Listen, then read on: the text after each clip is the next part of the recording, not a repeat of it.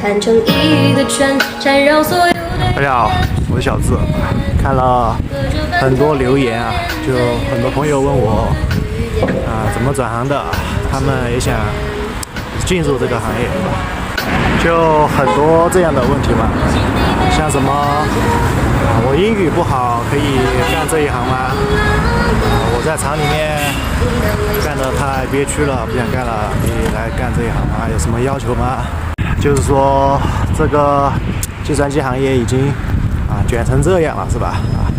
你今年毕业就要求你要4、5年的工作经验，是吧？那为什么还是有这么多人想要干这一行？就根据我以往的经验我第一份工作就是在机械厂里面嘛。说实话我在那个厂里面比这个还卷你以为除了计算机行业，其他行业就不卷了吗？我以前在厂里面早8晚9的周末有时候还不休息，这种比这个还卷。在超市里面，当时对我印象最深刻的就是一个老大妈当时她在说什么呢？就是下班的时候她不下班嘛，她就在那里说每次她都多干1、2个小时就是表扬那些跟她一起干了这么久的人嘛，是吧？就不像我们这种到点就走的就觉得自己很自豪就是这种不以为耻反以为荣的感觉嘛。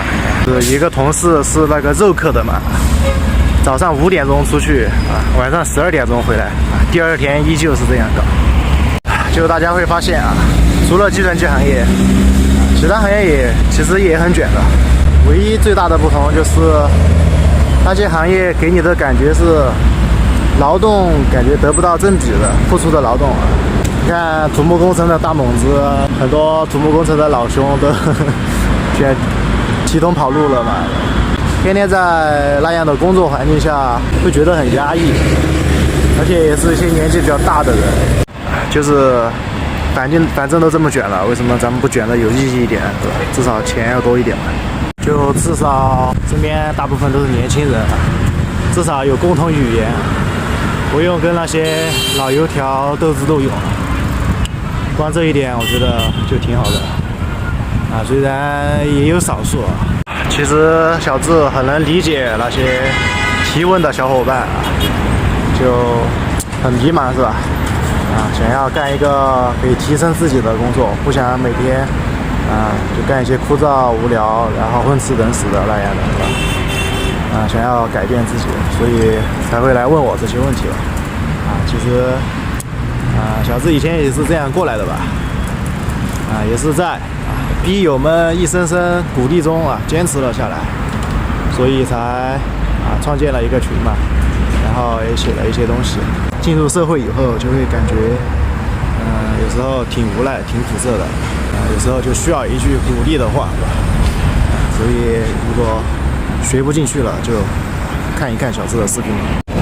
依稀记得小智刚开始的时候开直播练习盲打被嘲讽被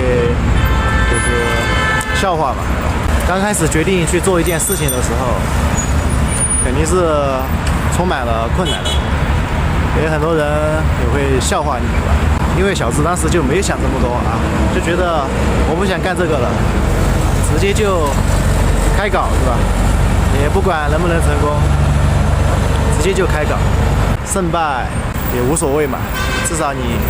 去做了这件事情就兄弟们，如果让小智现在去转行再换一个行业如果我喜欢，我也是充满信心的。但是青春不在，是吧？